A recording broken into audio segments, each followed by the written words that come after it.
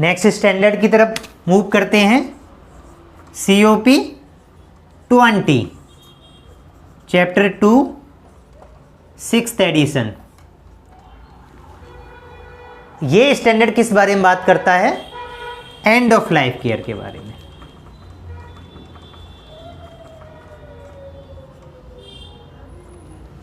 So basically standards की statement क्या है? End of life care is provided in compassionate and considerate manner. तो यहां पर आप देख पा रहे होंगे कि स्टैंडर्ड में 5th to 6th कोई चेंज नहीं है, स्टैंडर्ड की लैंग्वेज एज इट इज है। अब बात कर लेते हैं ऑब्जेक्टिव एलिमेंट की। तो 5th एडिशन में जो ऑब्जेक्टिव एलिमेंट थे वो थे A to E। 6th edition में भी जो ऑब्जेक्टिव एलिमेंट है वो सेम ही है A to E, लेकिन हाँ कुछ ऑब्जेक्टिव एलिमेंट्स में अपडेट है। तो पहले ऑब्जेक्टिव एलिमेंट की बात करूं A की, तो इसमें कोई अपडेट नहीं है। End of life care is provided in a consistent manner. Same objective element है, उसका इंटरप्रिटेशन भी सेम ही है। So in a no change. D की अगर मैं बात करूं तो ये ऑब्जेक्टिव एलिमेंट है। Multi professional approach is use to provide end of life care. तो इसके भी ऑब्जेक्टिव एलिमेंट की लैंग्वेज में और उसके इंटरप्रिटेशन में कोई चेंज नहीं है। अब मैं बात करूं 6th एडिशन के सी ऑब्जेक्टिव एलिमेंट की, जो बात करता है end of life care is provided in consonance with the legal requirements. इस ऑब्जेक्टिव एलिमेंट के लैंग्वेज में तो कोई चेंज नहीं है, लेकिन इंटरप्रिटेशन में थोड़ा सा ऐड किया गया है। सो एंड पहले इसका इंटरप्रिटेशन क्या कहता था? End of life care is provided as per the legal requirements, means do not resuscitate, do not intubate. क्या बात करता था? डू नॉट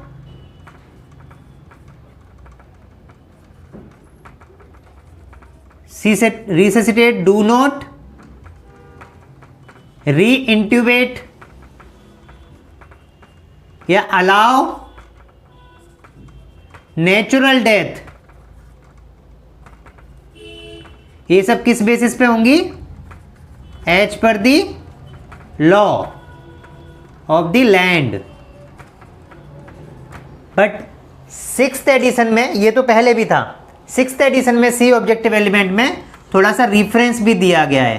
तो वो रिफरेंस क्या है? ICMR रिससिटेशन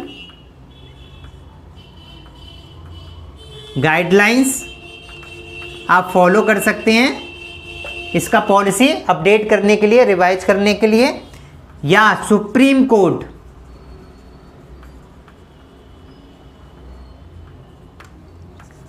के directive 2023 on advanced directives and living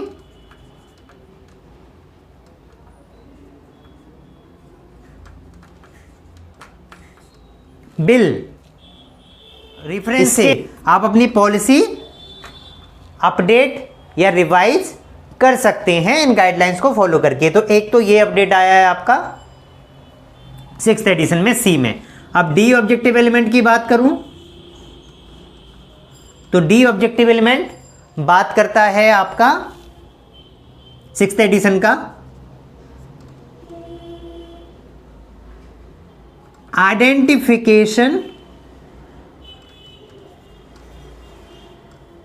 of unique needs of patient. The end of life care also identify unique need of the patient or family.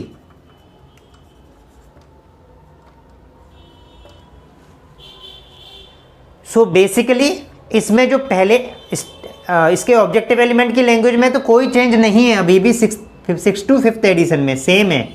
लेकिन इसका इंटरप्रिटेशन जो था पहले कि identification of religious and socio cultural beliefs of the patient and family and same are addressed carefully and respected as well, उसको update करके अभी थोड़ा सा स्पेसिफाई कर दिया है। So you have to identify unique needs such as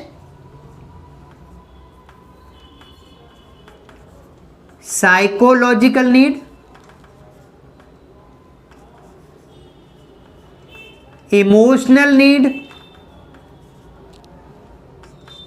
cultural, religious,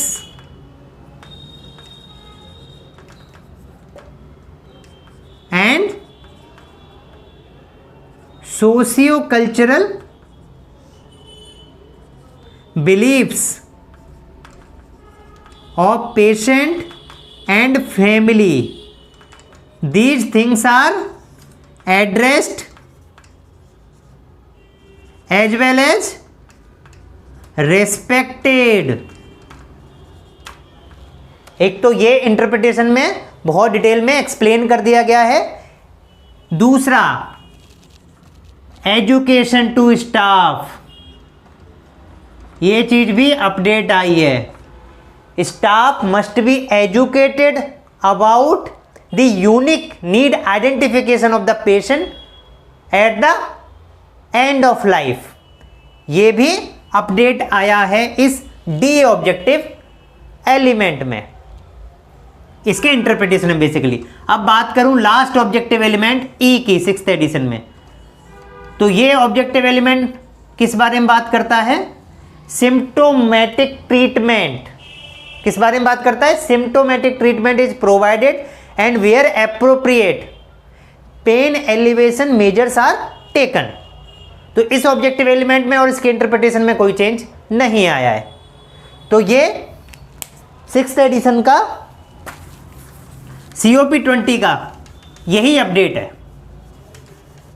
इसमें कोई बी और सी को छोड़ के बाकी किसी ऑब्जेक्टिव एलिमेंट में कोई चेंज नहीं हुआ है। बी और सी में जो चेंजेज हुए हैं, जो अपडेट हुए हैं, वो मैंने आपको एक्सप्लेन कर दिया, जिसके बेसिस पे आप अपनी पॉलिसीज रिवाइज या रिवीजन कर सकते हैं। तो इस COP 20 के साथ हमारा चैप्टर 2 जो है 6th एडिशन का वो कंप्लीट हो गया है। तो यहां पर अगर मैं समराइज करूं आपको, तो COP में 20 स्टैंडर्ड 5th एडिशन में भी थे और 6th एडिशन में भी 20 ही हैं। मीन्स ना कोई स्टैंडर्ड डिलीट हुआ है, ना ही कोई ऐड हुआ है, सेम ही है। लेकिन इससे पहले वाली क्लास अगर आपको याद हो तो AC के 5th एडिशन में कितने थे स्टैंडर्ड? 14। 6th एडिशन में कितने रह गए? 13। क्यों हो गए? क्योंकि AC में लैब की क्वालिटी और लैब की सेफ्टी को मर्ज कर दिया गया था, इमेजिंग की क्वालिटी और इमेजिंग की सेफ्टी को मर्ज कर दिया गया था, तो 12 रह गए।